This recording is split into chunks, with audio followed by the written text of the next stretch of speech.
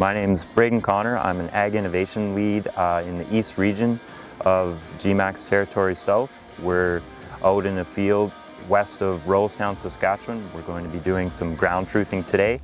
What that means is we're going to be looking at a few different SWOT maps that we made in the last week or so to pick what map best models the potential productivity in this field. I get asked the question if our variable rate program uses yield data, and the answer to that is yes and no. We use historical yield data, things like that, imagery, even drone pictures of in-season drone pictures and the pictures of the stubble to get a better idea of what happened in those individual years and see if that fits any of these SWOT maps. And so those definitely influence what map we choose, but when it comes to setting the zones and generating fertility prescriptions, we always want to come back and let the land tell us where those differences lie. And they might fit some of those yield images or NDVI images, but it's unlikely that any of them fit any of those years perfectly. And using topography and electroconductivity and soil texture is just the most unbiased and I guess objective way that we can use to try and find a productivity map that fits as many different years as possible.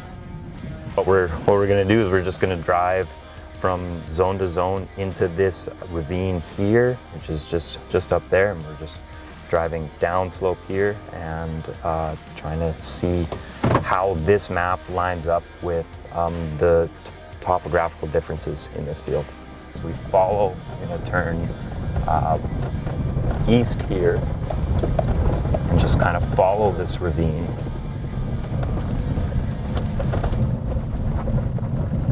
And see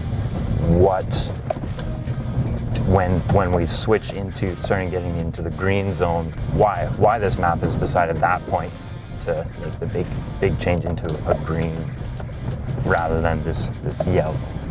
And it looks to me like it just kind of flattens out in this, what is this, zone 6.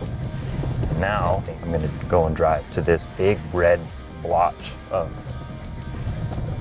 that, which is showing that this map is picking up where the regrowing canola was. And this is on a knoll that was probably canola that might have been immature when the drought hit. And yep, right when we drove into this zone 1, bam, it's gross, yucky, probably produced 5 or less bushels an acre. If this is the map that we choose, we will assign yield goals to these zones, and then we go and grid sample. And to generate a fertility prescription is we take the yield goals times by how much nutrients we need to apply to achieve those yield goals in each zone, and then we subtract the background fertility that we find from the grid sample. And so I guess that's the difference between our productivity zones and the actual fertility prescription that we upload onto our monitor. SoilConnect Advanced with a SWOT map is by far the most popular and program package that's going on the majority of our variable rate acres down here.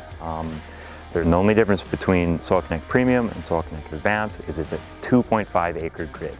Now where that package fit is if there's a high probability that somebody's looking at a really high investment application like maybe lime or significant phosphorus building, where applying that amount of product or that amount of investment in a piece of land will make the increased resolution of a 2.5 acre grid sample as opposed to a 5 acre grid sample pay.